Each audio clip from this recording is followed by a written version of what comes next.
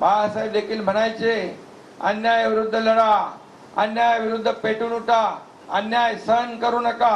हे बाळासाहेबांचंच मंत्र, मूल मंत्र जो आहे तो आम्ही आत्मसात केलेला आहे. आणि म्हणून जेव्हा अति झालं त्यावेळेस आम्ही निर्णय घेतला आणि बाळासाहेबांची खरी शिवसेना काय आहे ते या महाराष्ट्राला नाही, देशाला, जगभरातल्या सगळ्या लोकांनी पाहिलं बाळासाहेबांची खरी शिवसेना काय आहे. आणि ती शिवसेना आणि सरकार त्यांच्या विचारांचं आणण्याचं काम आम्ही केलं. आणि म्हणून आमच्या पडवी आपण आमदार म्हणून तुम्ही आमचेच होते, आमचेच आहात आणि आमचेच उद्या पण राहाल. त्यामुळे वेगळं काही नाही, आपण सगळे एक आहोत. विकासासाठी आपण एकत्र आलेलो आहोत. विकासाला कुठेही तुमच्या भागातल्या एक दुर्गम भाग आहे, नंदुरबार सारख्या दुर्गम भागामध्ये आमच्या पाडवी अतिशय चांगलं काम करतायत. म्हणून तर ते आमदार म्हणून निवडून येतात. लोक त्यांच्या पाठीशी उभे राहतात. आणि एक कार्यकर्ता, बाळासाहेबांचा कार्यकर्ता म्हणून त्यांनी जे काम केलं, म्हणून त्यांच्या विश्वासावर एवढे पदाधिकारी आले. आणखी लोक येणार. संपूर्ण शिवसेना तिकडची आज इथं आहे. पत्रकार मित्रांना माझं विनंती आहे की हे सर्व जे चित्र आहे, हे चित्र डोळ्यामध्ये अंजन घालणार आहे.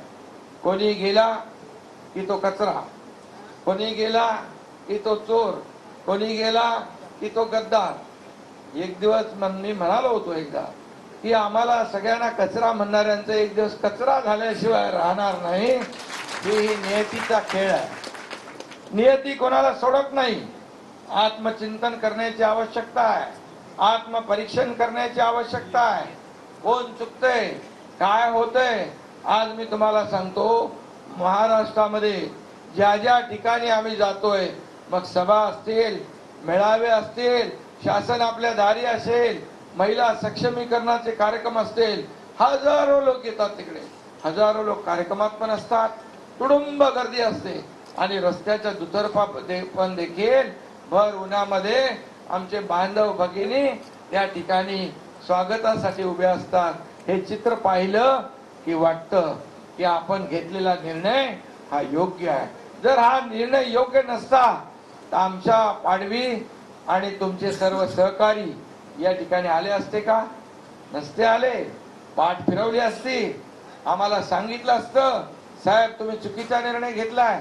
पण 1.5 वर्षामध्ये आम्ही जे निर्णय घेतले शेतकऱ्यांसाठी, काल पण आपण सोयाबीन आणि कापसासाठी निर्णय घेतला, 4,000 कोटीचा आपण तरतूद केली.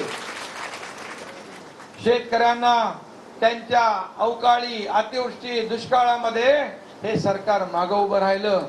आतापर्यंतच्या इतिहासामध्ये कधी नाही एवढे आम्ही पैसे शेतकऱ्यांना दिले. सगळे नियम बदलून टाकले आणि जवळपास आजपर्यंत शेतकऱ्यांच्या नुकसानापोटी आणि त्यांच्या योजनांसाठी आपल्या सरकारने, महायुती सरकारने 45,000 कोटी रुपये शेतकऱ्यांवर खर्च केले. हे आपले सरकार. माता भगिनी इकडे आहेत, महिलांसाठी खूप योजना केल्यात. एसटी मध्ये 50% सवलत मिळते की नाही? 50, अर्धा तिकीट आहे चालू, अर्धा तिकीट, ज्येष्ठांना मोफत, महिला सक्षमीकरण. आणि आता असा कायदा झालाय की प्रत्येकाच्या नावाच्या पुढं पहिलं आईचं नाव लिहायचं.